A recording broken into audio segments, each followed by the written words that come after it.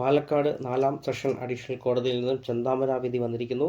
ചെന്താമര കുറ്റക്കാരനെന്ന് കോടതി കണ്ടെത്തിയിരിക്കുന്നു. ചെന്താമരയ്ക്ക് ഇരട്ട ജീവപര്യന്തമാണ് കോടതി നൽകിയിരിക്കുന്നത്.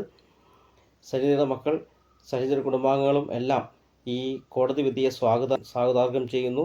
അവർ പ്രതീക്ഷിച്ച ഒരു വിധി തന്നെയാണ് വന്നിരിക്കുന്നത് എന്നും കോടതിയിൽ നിന്നും നീതി ലഭിച്ചിരിക്കുന്നു എന്നും അവർ പറയുന്നു. അതുപോലെ തന്നെ ചെന്താമരയ്ക്ക് തുടർന്ന് ഉള്ള കാലങ്ങളിലെ പരോളോ മറ്റു കാര്യങ്ങളോ കിട്ടരുത് എന്ന് അവർ ആഗ്രഹിക്കുന്നു എന്നുള്ളതും അവർ കൂട്ടിച്ചേർക്കുന്നു. ചെന്താമരയ്ക്ക് ഇരട്ട ജീവപര്യന്തമാണ് പ്രതി ആയ ചെന്താമര ഈ വിധിയെ ഒരു കുറ്റബോധവുമില്ലാതെയാണ് സ്വാഗതാർഹം ചെയ്തിരിക്കുന്നത്. പ്രതിക്ക് മറ്റു ഭാവഭേദങ്ങളൊന്നുമില്ലാതെയാണ് വിധി കേട്ടുനിന്നത്. അങ്ങനെ പാലക്കാട് പേരുരുട്ടി സജിത കൊലക്കേസ് വിധിയിൽ കേരളം കാത്തിരുന്ന ആ വിധി ഇന്ന് വന്നിരിക്കുന്നു. ചെന്താമരയ്ക്ക് ഇരട്ട ജീവപര്യന്തം.